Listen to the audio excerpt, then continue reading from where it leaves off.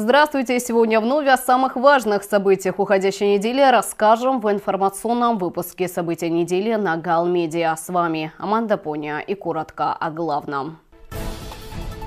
Особое внимание нуждам сельчан. Глава ГАЛа Константин Пиля совершил рабочий выезд в села района. Председатель собрания Галского района и его заместители избраны на первом заседании. Чтобы мир стал немного светлее, школы Галского района отметили День добра.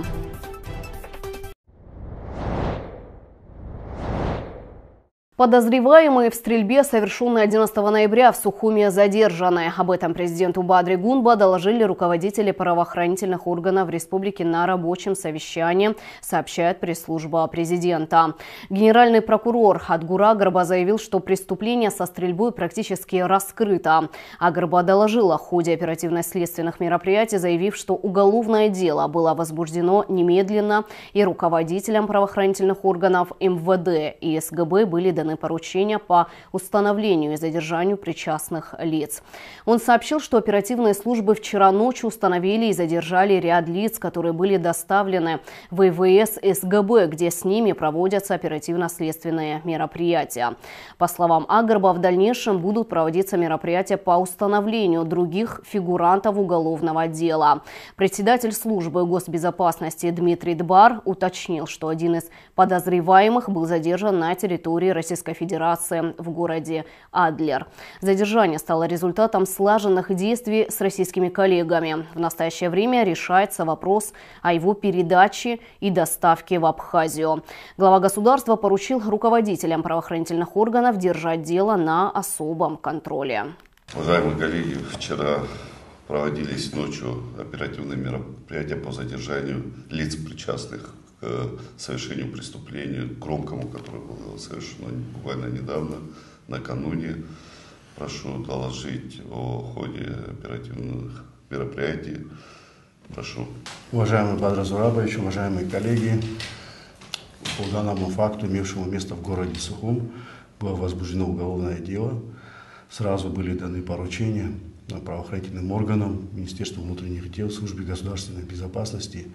Были даны поручения по установлению и задержанию лиц, причастных к совершению данного преступления. Оперативным путем, оперативными службами вчера ночью были установлены ряд лиц, задержанные и доставлены в ИВС Службы государственной безопасности в изолятор временного содержания. С ними проводятся оперативно-следственные мероприятия. В настоящее время уже по делу мы практически имеем картину о происшествии, о данном происшествии, и дальше будут проводиться мероприятия по установлению других фигурантов уголовного дела. Так что на этом этапе можно сказать, что уголовное дело практически, преступление практически раскрыто. Совместно с коллегами Российской Федерации был задержан один из фигурантов уголовного дела. В данный момент проходит процедура по передаче его с Российской Федерации в Республику Абхазия. Уважаемые коллеги, с учетом резонансного совершенного преступления, необходимо это дело держать на особом контроле. Как и предыдущие 2 суток, я лично буду осуществлять контроль в рамках следственных мероприятий. Прошу докладывать оперативно всю наработанную информацию. Благодарю вас за работу. Это принципиально необходимо было сделать оперативно. Это вопрос чести. Правоохранители сработали, на мой взгляд, на хорошую оценку. Я прошу отметить отличившихся сотрудников и поощрить. Адгур Нукзарович, надо будет оперативно, досконально, тщательно закрепиться по материалам следствия, чтобы преступники понесли заслуженное наказание. Это принципиально важно. Это дело должно быть открытым. Наше общество должно знать, что такое преступление будет в полной мере раскрыто, и преступники понесут наказание. Президент Абхазии Бадра Гунба обсудил с экспертами Центра социально-экономических исследований вопросы сохранения и развития села. Президент Республики Абхазия Бадра Гунба провел встречу с учеными Центра социально-экономических исследований во главе с директором Олегом Доменя. Основной темой обсуждения стали вопросы сохранения и развития абхазского села. Глава государства подчеркнул, что без возрождения и укрепления села невозможно сохранить наш этнос, язык, национальную культуру и самобытность. Село – это источник нашей духовной силы и опора традиции. Если мы хотим сохранить народы и государство, мы должны начинать именно с укрепления села, отметил президент. Бадра Гунба подчеркнул, что власть заинтересована в сотрудничестве с научным сообществом, стремится опираться на экспертное мнение и использовать результаты исследования, направленных на развитие экономики и повышение благосостояния граждан. Особое внимание нуждам сельчан. Глава Гасской администрации Константин Пиля совершил рабочий выезд в села района, где лично представил новых руководителей. Слово моей коллеги Тейба Сария. В пятницу глава Галского района Константин Пиля совершил рабочий выезд в некоторые села и лично представил местным жителям новых руководителей. В селе Таглан он представил населению нового главу Гули Закарая. Константин Пиля подчеркнул, что назначение нового руководителя призвано усилить работу на местах и повысить качество взаимодействия с жителями. Он также отметил, что перед сельской администрацией стоит ряд важных задач, связанных с развитием инфраструктуры и оперативным решением повседневных вопросов населения. Добрый день, уважаемые тагланцы. Спасибо, что вы сегодня собрались. В первую очередь я хотел бы поблагодарить главу, который тут работал несколько лет, Ахалая Виталия Владимировича. Спасибо ему за ту работу, которую он проводил по совести. Он написал заявление по собственному, был освобожден. Временно исполнял обязанности заместитель.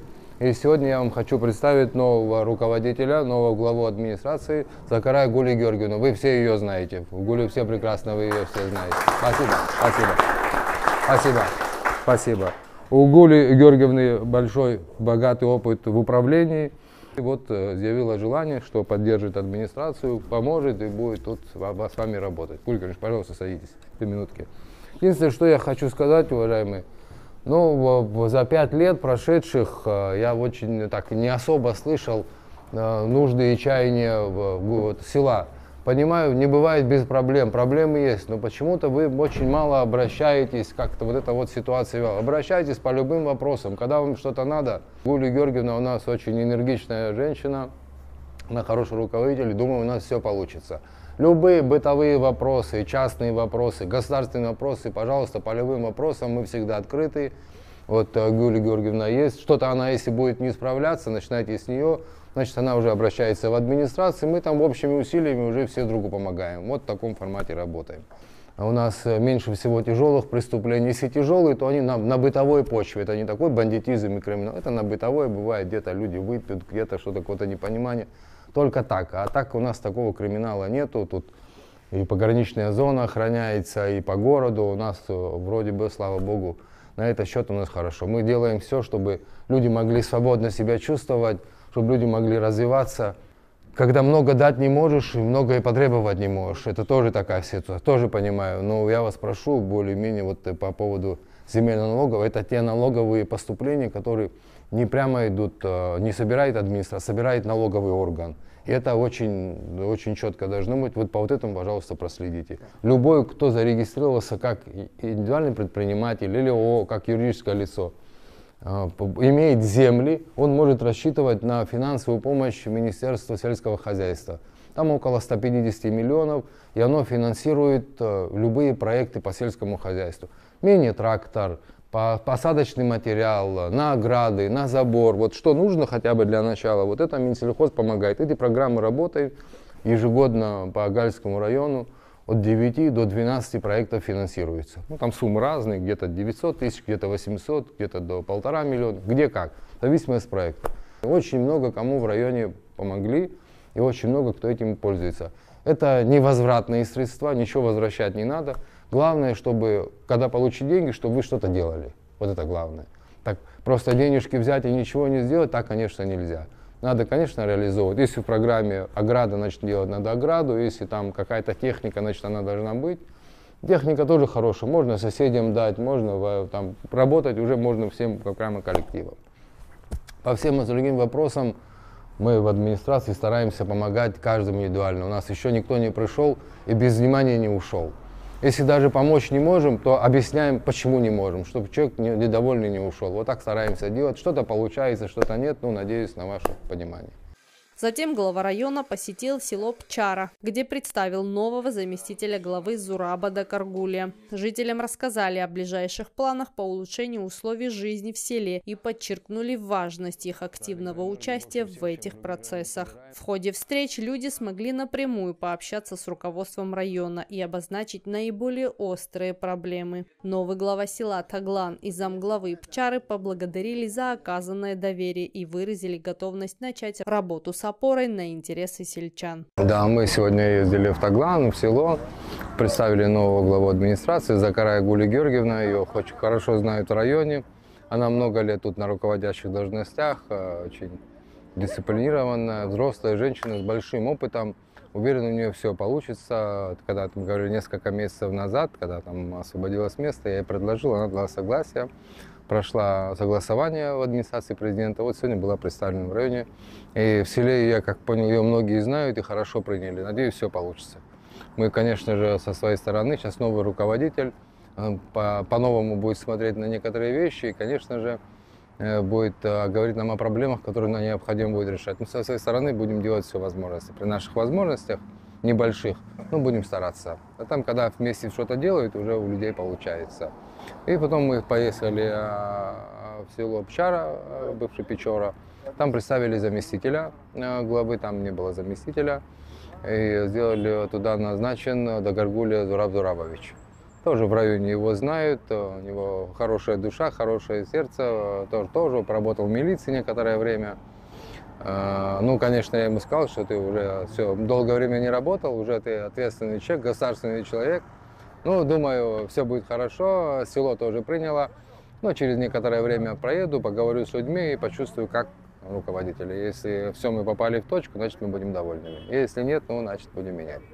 Рабочий выезд главы Галского района подтвердил стремление районной администрации вести открытую и доступную для населения политику, уделяя особое внимание нуждам каждого села.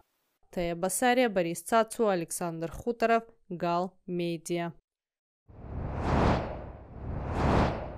11 депутатов избраны в Галское районное собрание. Председатель избирательной комиссии Галского района Джон Гулария подвел окончательные итоги выборов.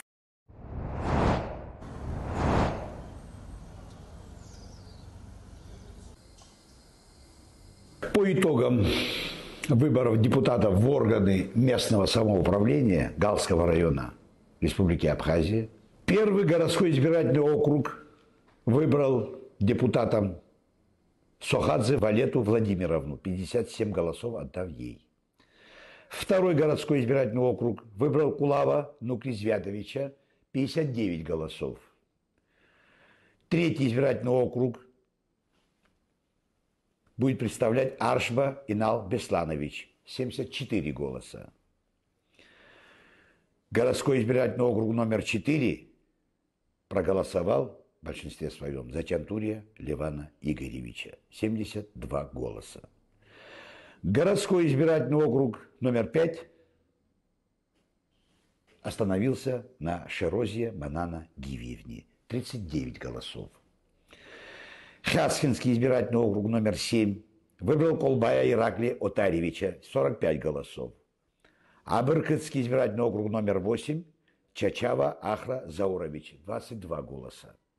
Хаштинский избирательный округ номер 9 Шония Лери Юрьевич, 43 голосами стал депутатом. Верхнебаргятский избирательный округ номер 10 выбрал Черкезия Екатерину Гудаевну с 29 голосами. И, наконец, Рябский избирательный округ номер 11 выбрал Кантария Беслана Замировича с 31 голосом. Это уже состав нового нового собрания Гальского района. Это новый состав. Председатель собрания Галского района и его заместители избраны на первом заседании. Тему продолжат наши корреспонденты. После состоявшихся выборов в органы местного самоуправления народные избранники впервые собрались, чтобы приступить к работе и определить руководство представительного органа. Заседание открыл председатель избирательной комиссии Галского района Джон Гулария, поблагодаривший депутатов за участие в избирательном процессе и подчеркнувший важность предстоящей работы нового состава собрания. Уважаемые друзья, коллеги, уважаемые новые избранники, разрешите поприветствовать вас в первую очередь и поздравить вас с избранием в районное собрание Гальского района. Итак, объявляется открытым первое заседание нового созыва. Я уверен, что, несмотря на такие вещи, я уверен, что вы прекрасно понимаете о важности роли районного собрания в жизни района и уровень возложенной на вас, на депутатов, ответственности перед избирателями, что повышается многократно, особенно в нынешней ситуации, когда районное собрание имеет уже серьезные полномочия. И выражаю надежду на плодотворную работу, конструктивное сотрудничество и правильное принятие решений вашего собрания. Хотел бы вам сказать, уважаемые друзья, перед вами на самом деле лежит ответственность, очень высокая ответственность. Это районное собрание, это низовой уровень нашего абхазского парламентаризма, потому что выше это парламент, а вы являетесь районным собранием. Но это одна из форм парламентаризма. Первым вопросом повестки дня стал порядок проведения голосования за председателя открытым или тайным голосованием. После коротких прений большинство участников заседания высказалось за тайную форму выборов. По итогам голосования, в котором приняли участие все депутаты нового созыва, с перевесом 7 голосов председателем собрания Галского района был вновь избран Кантария Беслан. Заместителем председателя также в ходе голосования был избран Ахра Чачава. Перед нами задача сейчас стоит самое главное на повестке дня – избрание председателя собрания.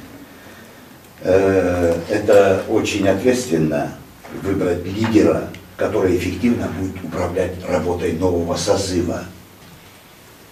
Я приглашаю вас принять участие в этом процессе и сделать осознанный выбор, основываясь на профессиональных качествах и опыте кандидатов. Уверен, что благодаря вашему участию и ответственности вы сможете выбрать достойного председателя, который сможет возглавить работу собрания и принести пользу нашему району. Соответственно, сейчас мы приступим к голосованию. Значит, два вопроса стоит. Первое, значит, проголосовать о проведении голосования, тайное голосование или открытое голосование. Это первый вопрос. И второй, само голосование на повестке дня, голосование выбора председателя собрания.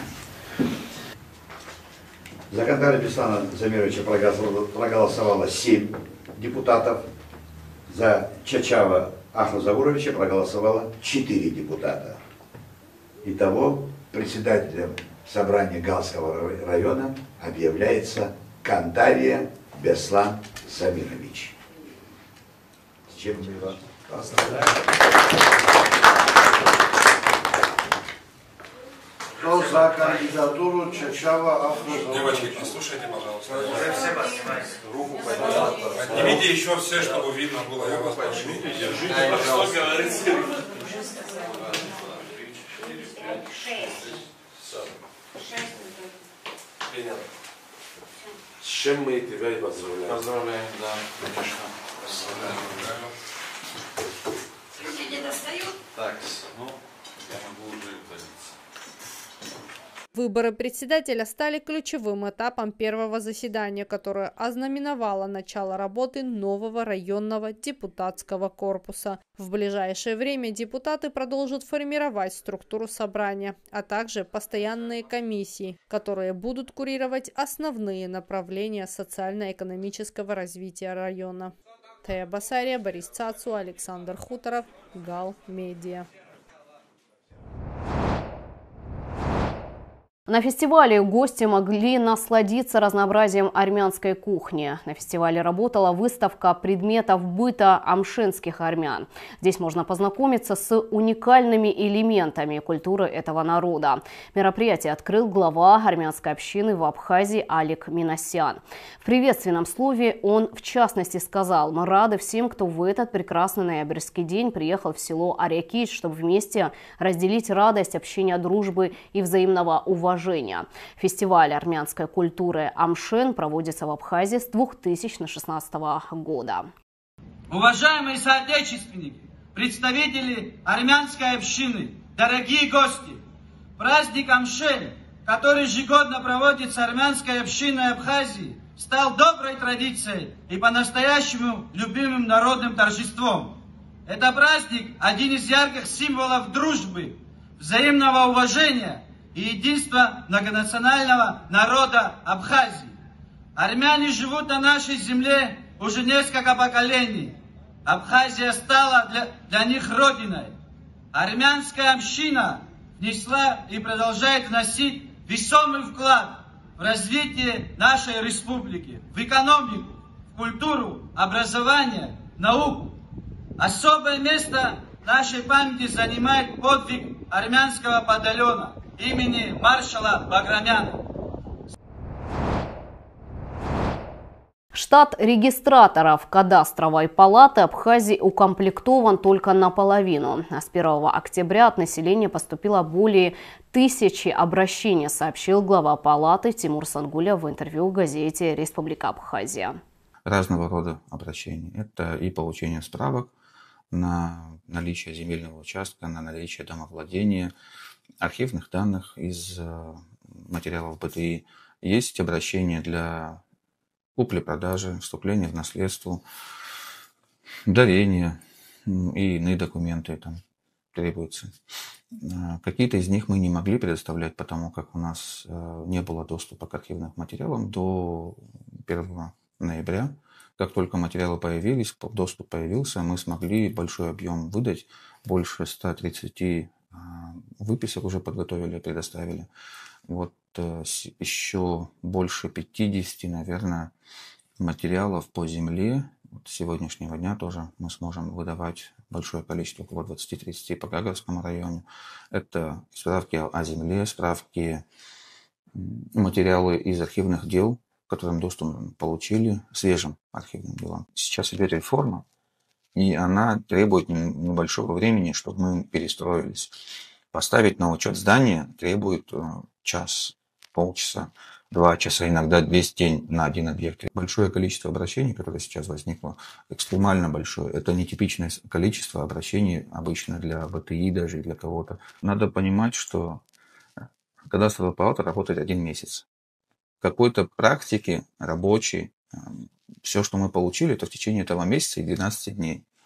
Говорить о том, что мы с чем-то справляемся или не справляемся, даже просто преждевременно. Если мы хотим 10 лет заниматься вот этими склоками и сложными процессами, то мы можем, конечно, заниматься им 10 лет, 20 лет, 30 лет. Но просто этот сам закон ждали регистрации 20 лет, с 2006 года.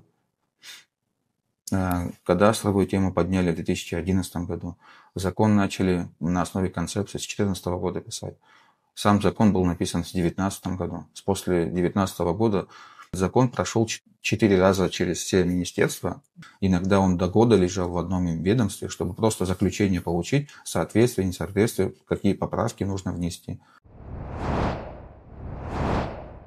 Чтобы мир стал намного светлее и добрее, 13 ноября школы Галского района отметили День добра, с удовольствием присоединившись ко всем школам нашей республики.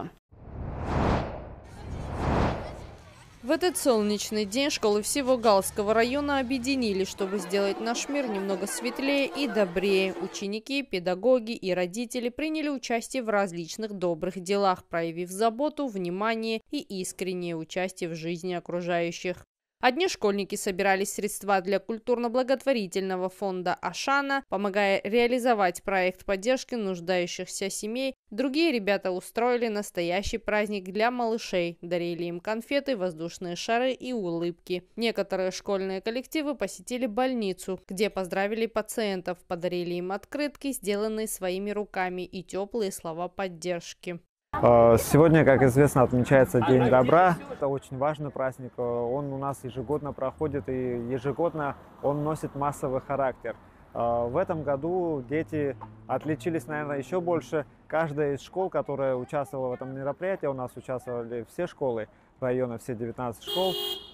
И, соответственно, каждая из школ проявила себя с самой положительной стороны и активно приняла участие в этом Дне добра. Мы действовали по тому положению, которое было нам передано с Министерства просвещения. Согласно ему все было сделано, но, к сожалению, одна школа не могла, конечно, все направления осуществить. Но в целом район, я считаю, справился с тем заданием, которое нам было поручено. Особенно запомнилась инициатива второй школы Галского района. Ученики решили сделать доброе дело не только для людей, но и для природы. Собрали деньги и приобрели саженцы деревьев, которые торжественно высадили в центральном парке нашего города.